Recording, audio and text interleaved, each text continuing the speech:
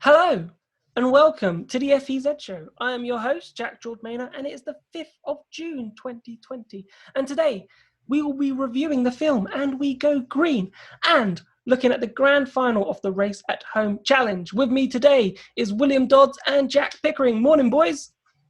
Good morning. Hi, Jack. Oh, welcome. Obviously, we've both had a chance now, well, all three of us, I should say. All three of us had a chance to watch the film. So before we go into a more detailed review, what was your arching thoughts about the film? First, Jack, I'll go to you. Well, yeah, I absolutely loved this film. I thought it was one of the best documentaries in terms of racing that I've watched. I actually much prefer this over the Formula One Netflix series Drive to Survive. I felt one of the things that detracts me from Drive to Survive is the amount of fake commentary lines. There are so many fake commentary lines that they get Nichols and Ben Edwards to re-record for the series, whereas in As We Go Green, there wasn't that many at all. But I also absolutely loved it. The start of the film, it felt very kind of blockbuster with the whole what's happened to the lights aren't working properly, and so yeah, I absolutely loved that bit. Also it felt very, and I know it's Leonardo DiCaprio, but it felt very Wolf of Wall Street, especially when they were introducing all the drivers in the way that they did. But yeah, I think that they presented the drivers really well, and I think that they showed that Formula E is actually really, really good, which is what it is. Yeah. So you're sporting a new microphone. Yes, I'm having to hold it up like this as well. I don't have a stand yet, so I've nicked this off my brother. So thanks to Jacob for that. Fingers crossed that you sound better. You do sound better as well through my ears. So hopefully the audience is getting that. But Will, what was your thoughts? Obviously, first big Formula E film. Yeah, I have to agree with Picker. I really enjoyed it. I think that, it was obviously beautifully made. I can understand that there has been some criticism of it as just kind of a pure film, if you don't think about it from a kind of Formula E context. But I think from a Formula E context, it was really good. It has a really kind of detailed look into the kind of character and behavior and backstory of kind of some of the biggest drivers and biggest names in the sport.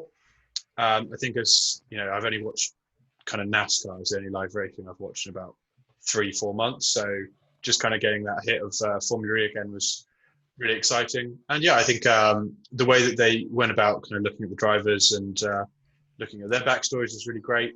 I think it was a very good advert for Formula E, showing the kind of like excitement and the drama that comes with all the races. I think that perhaps they maybe needed longer than an hour and a half to kind of really dig into maybe all the issues that they wanted to dig into.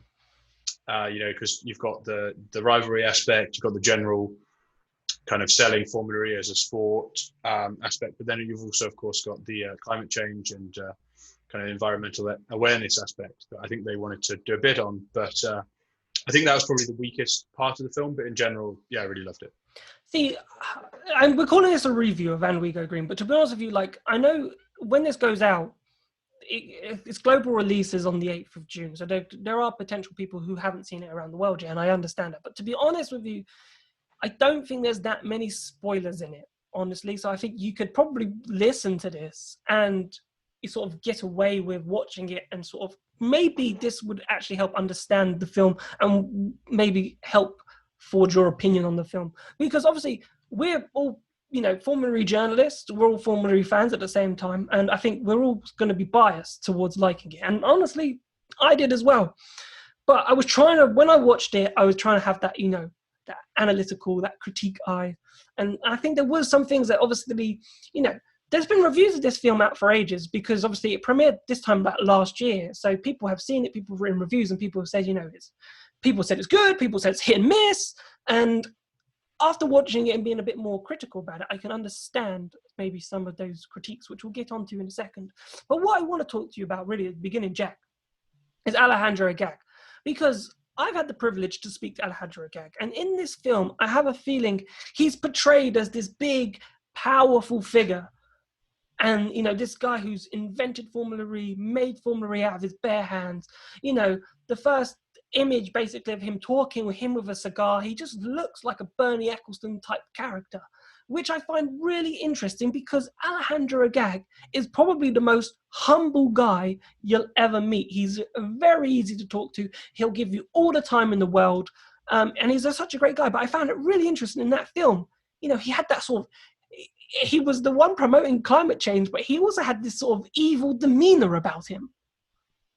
Yes, definitely the start where he was just there lighting up the cigar on the sofa did have that kind of Bond villain-esque kind of thing, and yeah, I think the whole film in terms of Alejandro Agag, it showed both his it showed both sides of him. It showed this like all seeing, all knowing head of Formula E, but also showed like how he had to like jump through hoops during his political career, and how he had to decide between his career or his wife, and many other things like that. And I think Agag was actually really portrayed quite well, because you saw both sides of him.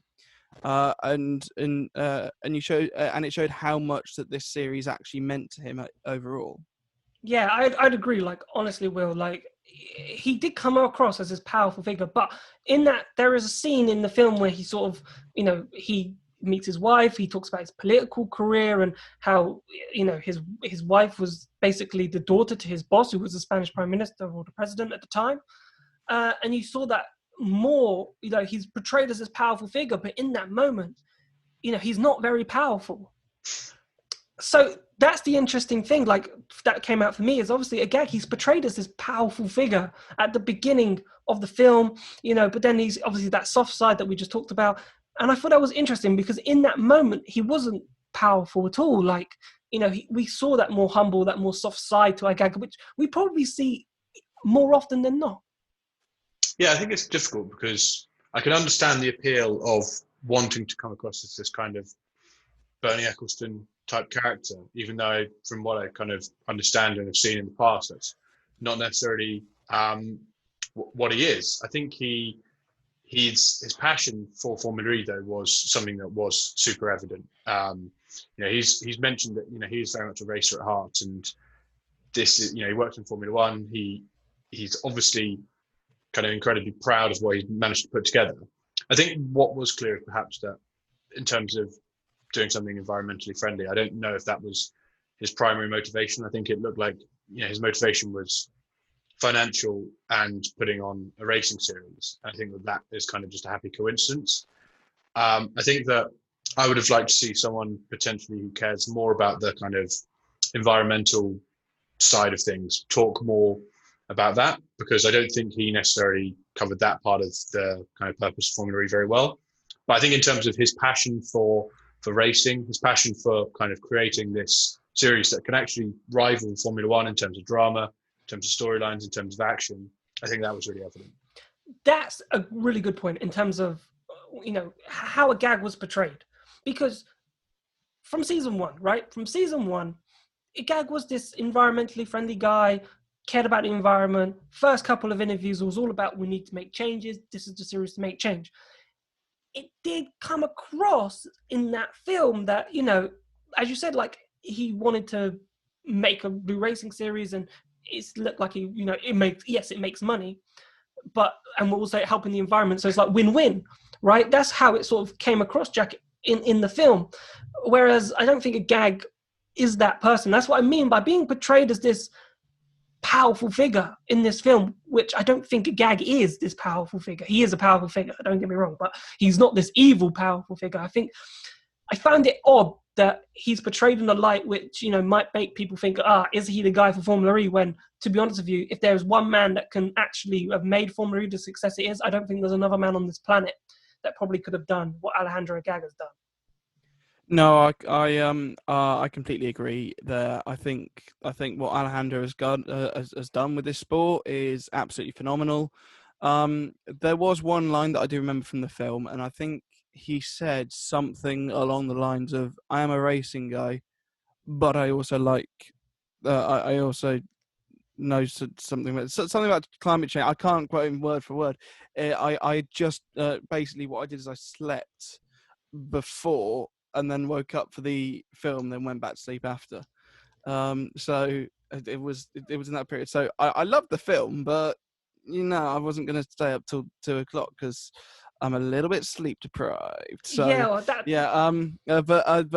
But no, he said he said something like that, and so it was clear that he wanted to focus more on the whole racing side, but he also wanted to make this environmentally friendly thing, and so yeah. Yeah, it was obviously a midnight release on the UK is probably not the best viewing time. So fair No. play. I recorded it and watched it the following morning because I was like, I'm not watching it at midnight and staying up to 2:00 in the morning. When you have the beauty of the record button. But I want to move on to the drivers, and obviously at the beginning of the film it was more Lotte Ravern, and I'm really was intrigued and interested by this, Will, in terms of their relationship. Their relationship's always been something that's been, quite good and been positive for Formula E. But I didn't realize that it started as quick as the first race they were together in Hong Kong. Yeah, I think the way that the film looked at some of the key personalities in terms of the drivers was brilliant. Actually, I think that's probably the strongest point about it. In terms of the kind of Vern and Bird rivalry, I think that, and I saw a kind of review referencing this, and there's something that Hazel Southwell referenced in the film as well, is that a big part of Formula E is kind of the idea of kind of redemption. And I think that kind of was a really strong theme throughout the film. So you look at Sam Bird, who is part of the building blocks of this kind of all-conquering Mercedes Formula One team, but never kind of quite gets the chance, And then you have John-Eric Verne, who, he's part of this Red Bull Academy. And, if he was part of that now, I'm sure that he'd be probably in a Red Bull right now. But he just happened to be coming through at the same time as Max Verstappen, Sebastian Vettel, Daniel Ricciardo, and Carlos Sainz. So, I can see that the way Verne left Formula One was very difficult for him in the sense that, he's performed pretty well for his 3 years in the sport, but got a bit unlucky due to kind of circumstances. They referenced the fact that he was forced to lose a huge amount of weight just to kind of fit in the car because he's, I think, kind of maybe a slightly taller guy than some of the other competitors. And then the same with Bird in terms of just, being so close, but never actually quite getting that chance because, he's going up against the likes of Lewis Hamilton and Michael Schumacher for that seat in Mercedes. So I think that the idea of redemption, the idea of Formula E kind of giving other people a chance was really good. And I think Bird and Verne, because of what kind of been before with their Formula One careers, obviously come into Formula E with a bit of chip on their shoulder. They're like, why am I here? Why am I doing this? When I was so close to kind of being in the pinnacle of motorsport before. But I think the way that they both kind of grow, and you see that their kind of competitive edge is in no way dulled by the fact that they're kind of going into Formula E, and that's actually affecting their relationship as it builds. And I think the way that kind of gets to the climax, which is them kind of like almost not reconciling, but it shows that kind of there's still some mutual respect between them because they're two excellent drivers. I think that whole thing was really well done, and obviously the fact that it mentions at the end that Verne had an offer to go back to Formula One, but he turned it down to stay in Formula E. I think that through the eyes of those two is a really good kind of it's a really good parallel between just like the growth and acceptance and increased kind of legitimacy of Formula E. And I think those two are really good people to focus on for that. Yeah, Verne was definitely the main character in the story, and it was really interesting, Jack, to see him open up mentally, about the mental issues that he had in 2014, that he had, obviously losing Formula One, losing Jules Bianchi, and then, transitioning that and saying that even though it was season 2, season 3, he still probably wasn't in the right place mentally, and said that he had a lot of quite mental, I wouldn't say they were mental health issues because that's, I think, a different subject, but he said he was struggling mentally. Yeah, no. One of the big things that I will take away from this film is that they did actually show the crash from Suzuka 2014, where Jules Bianchi tragically lost his life. I've only watched that video twice before because that is a tough video for me to watch. I can't imagine how hard that must have been for a lot of the people a year ago at Cannes, to Festival de Cannes, to see that in there. I know that in the Canal Sport premiere, which was a couple of weeks ago, they did not show the crash, and so I'm not sure why the reasoning was that they. Well, I can see the reasoning why they didn't show the crash, but I'm not sure why Channel 4 left that in. I'm not sure if they were just unaware because it was a midnight premiere. But no, that is something that I know, and I've seen on Twitter quite a lot the last couple of days. The fact that incident was involved in the film.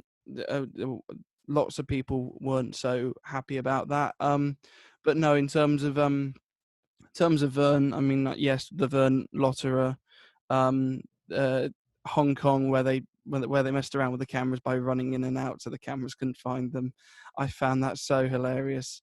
But also, yeah, and it really was a show about Verne because it took them to the final race, and season 4, the only season where the title fight hasn't gone to the Sunday of the final weekend. It's the only time that's ever happened, that Verne wrapped it up on the Saturday.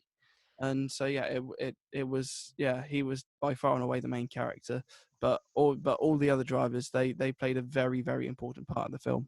Like, there's a lot. In terms of to my sort of first sort of mini gripe about the film is Verne was shown, and you really wanted. He had such good character development. He came across as this arrogant guy, must win. You know, as I said, I've just come off the back of watching The Last Dance, which you can't really compare to this film. You can't, because that's a documentary series and that's a film. But you know, I was really intrigued about Jean-Eric Verne, and I suppose most sports people are very much like Michael Jordan in The Last Dance for people who have seen it. But you know, he portrays himself: I must win at all costs. I will do whatever, even if I have to take it into my own hands. And Jean-Eric Verne was very similar. You know, he must win. He doesn't want to finish second. He feels like he deserves everything that came to him, like it was his right at the beginning of the film to be in Formula One, and being dropped from Formula One wasn't right. That wasn't the right thing to have happened to him, and that carried weight. And I feel like in this story, there's parts where, you know, he's being filmed, and the questioning, like the people behind the camera, I thought asked really poor questions. Like, they, you know, wasn't sure about who Jules Bianchi was. I don't know if that was on purpose, for example. Like, was he your teammate? You know, basically nothing about Jules Bianchi, and asking Jean-Eric Verne that. And I would have liked, I think, in this film to have a part where they would have cut to Jean-Eric Verne like a different time. So they caught his natural reaction there, which was great. You know, you see that these people are human, Will. But I think what I would have liked, especially to develop that just a little bit more, because I feel like, okay, he's walked away from the screen. His manager has spoken and explained the story. Verne doesn't really explain the story when he comes back, because of that emotion. I would have liked maybe something to continue that side of it, where he's just sitting in a chair, you know, explaining the story when he's sort of ready to explain the story, if that makes sense, and then giving us more of a reason to really connect with him, because you felt sad for him. Like, I think we all felt sad for Jev, but you wanted to have that compassion and to understand a bit more, and I don't think we got that. Yeah, I guess this is the kind of difficulty with it's an 1.5-hour movie compared to you know, an 8-part series or a 10-part series, as is the case with Drive to Survive. They are just a bit more limited on time, and I think that could have done well as kind of like maybe a 5-part series. I think there's definitely more to dig in, but I can also understand why they want it kind of packaged as this kind of like 1.5-hour film. I would have liked to see more of that. I think there's also some more stuff that could have been kind of done on Piquet Jr. They didn't really mention the fact that he was a champion in Formula E in the first series. You know, they didn't really go in. You know, he says this kind of throwaway comment about, you know, I begged my dad to come towards the finale and he didn't. And I think that's a really sad, kind of moving, really human moment of the film. And maybe there could have been more about that. maybe they could have interviewed Nelson Piquet Sr. and kind of asked his opinion on it. Maybe he doesn't think Formula E is, we don't know. But I think that I would have liked to see a little bit more of that, but I can also understand why they wanted to kind of keep it to a film, not make it kind of turn it into a series. Because maybe they're in the process of making it, there was more there than perhaps they expected. They didn't expect to see all these kind of really complex characters with different things going on in their life. And that's kind of potentially why they ended up in Formula E. That's I don't know if sports and the way media is consumed now, is documentary sport movies a thing of the past? Because there was so many stories, Jack, that could have really been, if we gave it the 50 minutes of a Last Dance episode, for example, there was so many stories. The PK thing is brilliant to bring up. I remember, I couldn't believe that. Like, Dad, I've got the chance to win this title. I'm not interested, son. Like, wow. Absolute wow. And to dig into that story, to then maybe, as Will says, to interview PK Senior and show. Imagine they did that in The Last Dance, where someone would say something and then they'd show Michael Jordan, or they'd show someone this is what they said, and then to show maybe what PK Senior said in that part to Nelson. That would have been amazing to have found out. And I suppose is sport documentaries, are we looking down that if you're going to do a sport documentary, if Formula E are going to do this again in the future, because I reckon they will, like there's bound to be some sort of rivalry, there's bound to be something that will be documentary series again. Like, would that be would it be great to just have like a documentary series where we really do go into depth with the characters? Because I feel like that was what was missing from the film. I feel like it was trying to do three things at once. It was trying to promote Formula E, which it did. It was trying to promote climate change, which it did. It was trying to promote the drivers, which it did. But trying to do all three at the same time, you're like, I can see why some people got lost. So honestly, I think it would have been great to really dig into the characters and maybe make the film just about the characters and leave this promotion to Formula E. Let the drivers themselves promote Formula E just from what they're saying. Yeah, no, no, definitely. I see where you're coming from with that. I mean, the climate change really was like a side story to it. Yeah, yes, climate change is bad. We all know that. It's common sense. But so from that, you don't necessarily need to have it in. You don't necessarily need to have it in there more. So I think the whole promoting Formula E, I think that also works with they all overlap, and they all overlapped quite well. But the big loser out of all of it, I feel, was the whole climate change story. But at the end of the day, I think Formula E promotes climate change really well. So yeah, I think I still think they did a really good job with what they did. But yeah, obviously there's like a few niggling changes. So one thing that really annoyed me is that they decided to alter the calendar in the film. They brought Berlin a few races too early. But I mean, apart from that and the whole Jill Bianchi crash, I didn't really have much to complain about the film. But the overlapping kind of worked. But yeah, I think if they focused on one, it could have been definitely better. I saw something on Twitter the other day, actually, just on the Jack mentoring about the Bianchi crash, and I think there definitely should be some kind of warning about kind of the level of upsetting images. They showed Senna's crash in there as well. I don't think they really needed to show either of them, to be honest. And they showed both, which I think is a strange one. I was actually watching a documentary about Le Mans, and they kind of talked about to Jan Mardenborough about when he had a crash and one of the spectators ended up dying.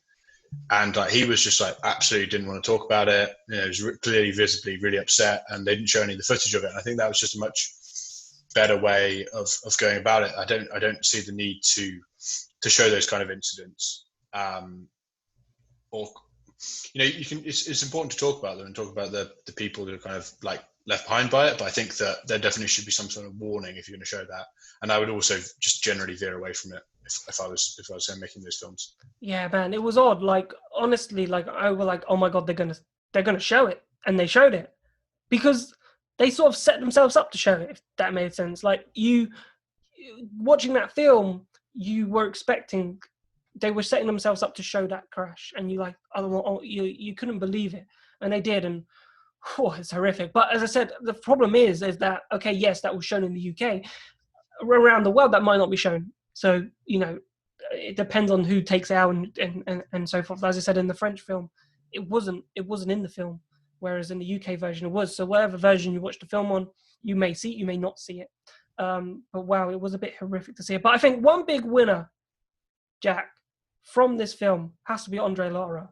Like, man, he is a cool dude. Like, don't get me wrong, but he came across as this really, just this cool dude, this guy that you just want to hang out with.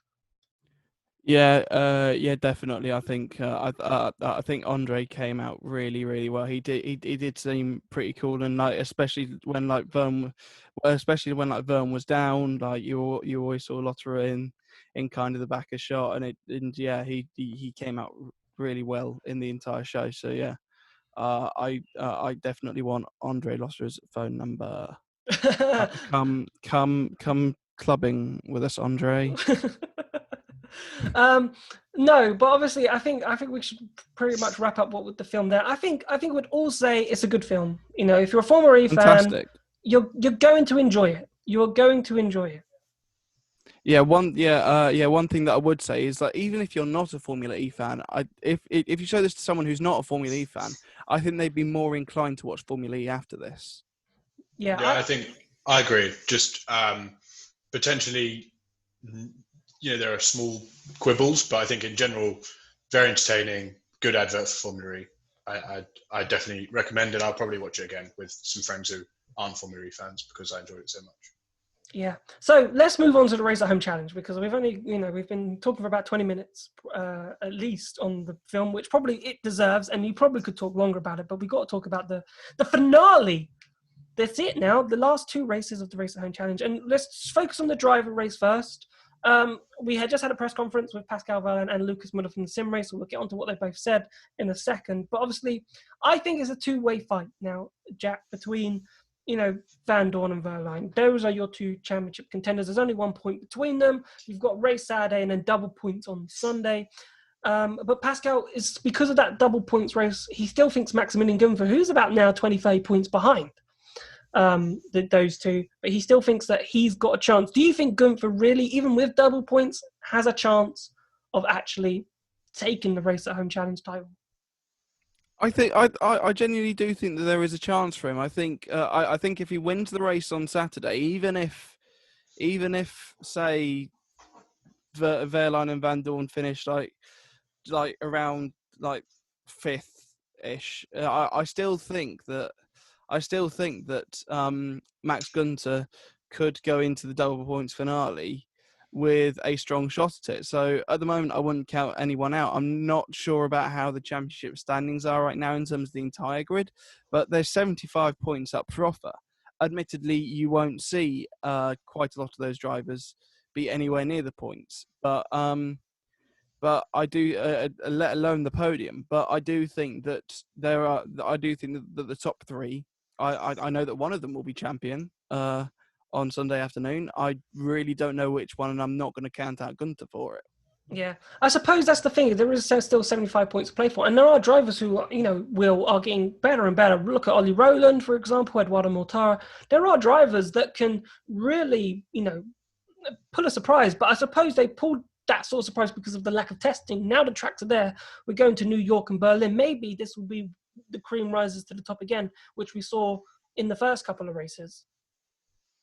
Yeah, maybe. But also, I guess the fact that you've probably got some people who came into this with literally no sim racing experience, and some who've got loads. Like I know Stoffel Van Dorn, for example, did a lot of sim racing before this. So it's a difficult one. I mean, I don't agree with double points in general. I think that we look back to the 2014 F1 World Championship, and I think that had double points kind of played a role in that, I think it would have been a bit of a tragedy, to be honest, after such a great battle over the season. But in this, I suppose, because all the drivers weren't necessarily starting on a level playing field, maybe double points could be a bit fairer. You see these people like Eduardo Mortara or Ollie Rowland kind of coming through and getting better. So maybe it will just kind of add some spice to it, because after the first 3 or 4 rounds, it looked like pretty much a foregone conclusion as to who was going to win. And, obviously this is, racing for charity. I think that maybe it could add some extra spice, but yeah, I don't necessarily agree with it as a concept, but it'll be interesting to see what happens. I suppose they did it on purpose, just to make sure that it got to the final weekend of the season, making sure that it will probably go to the final race, which it will, for double points, and anything can happen. We've seen it, Jack. Like, poor old Gunther, like, to be fair, he should be much closer in the standings than he is. It's not his fault he's been taken out, especially like last weekend in New York, taken out from second place, just completely punted around, and he had that as well in Berlin, so he's been a bit unlucky. Yes, and it all kind of kicked off in the second Hong Kong race because he'd come off. I think he'd had 3 wins in a row. We went to Hong Kong and then just he had an absolute shocker of a weekend. Verline won there and then won again in Monaco, and then and suddenly he was absolutely nowhere in the championship. And then obviously Berlin he got spun around, and same in New York. But I think that his fight back in New York shows that it is still possible for him to win the championship. And so I think any one of those top 3. Good to it. So let's talk about the grand final for the sim racers then, because obviously my infamous rant, I suppose. Have you calmed down, Jack? Yes, I've calmed down. About obviously finding out that Kevin Sickie, despite having a 53-point lead, Will, in the standings, basically could still not win the Gen 2 drive. Basically, he has won the championship, but he won't. Anything could happen on Sunday. Basically, Sunday's race should be called the anything could happen race. That's what, instead of the grand finale, because literally anything could. And even Lucas Muller, I asked him, I said, look, if you were in Kevin Siggie's position, you've got a 53-point lead, you've won the championship, but there's no guarantee that you're going to win. And he said, look, if I was Kevin Siggie, I'd be extremely scared right now because, he's got it all to lose. He's starting from pole on that final, and the people who are in second and third, because of the prize on offer, they're not just going to stay behind. They're going to look to attack and attack. And if he gets spun round, despite having that 53-point lead, despite dominating this championship, he won't win the ultimate prize of doing the sim competition in Munich in December and missing out on driving a Formula E car. Yeah, it's a pretty unfortunate situation, to be honest. And I think in your story that we wrote on the Formula E Zone website, you actually referenced the fact that he was against this pretty much from the start, even though the drivers knew that this would be the case. What I would like to see potentially is, if he doesn't win, maybe that they could make a space for him anyway, just because of how impressive he's been. And I think that if he wins the championship by, a considerable margin, which it will be, kind of almost regardless of what happens, he's shown that he more than deserves it. So I'd like to see them make a space for him if he doesn't. I have a feeling Dilbag Gill sent a message. So they showed a message Dilbag Gill to Lucas Muller in the thing, and he said, "We have a surprise for you." I'm like, okay, it's a great surprise. You're gonna put him in the Mahindra car at some point and let him test the Mahindra car. Like, that's his surprise. Like, we get it. And obviously Lucas Muller's face lit up like a Cheshire cat, which is a very English reference. So he was beaming ear to ear. Because I think he kind of knew what Dilbag was hinting at. So even if he was to not win, he still might get to drive a Formula E car. And I get it. I think for someone to dominate a series, I know it caused controversy in a sense that he might miss out. But I feel like the person who wins the championship should drive the Formula E car. But anyway, we're running out of time. So boys, I'm going to give you one name. You have to stick your neck out on the line. I'm going for Pascal Wehrlein to win the Racer Home Challenge. Jack? I'm going to say go to Will, and then I'll choose the other one. Okay, go to Will then. I'm going to go for Max Günther. Make it interesting. then I will go for Stoffel Van Dorn. And so there we go. One of us will be right on Monday. I will be amazed if one of us isn't right on Monday. We're going to look like complete tools if we aren't. Yes, if we're wrong. Thank you so much for watching the show. Obviously, you can catch the Race at Home challenge on Saturday to find out, and Sunday to find out who wins. Obviously, massive thing I want to say is we have a Patreon page. If you're really loving our content, head over to the Patreon link. It's in the description below. You can just donate from as little as $2. It helps us out massively. Better equipment, better backgrounds, better everything to make you have as much good content as possible. Also, if you want to come and join the chat, come to the Discord link. We'd love to see you in there as well. You've been watching the FEZ Show. Thank you so much for watching, and we'll see you very soon. Goodbye.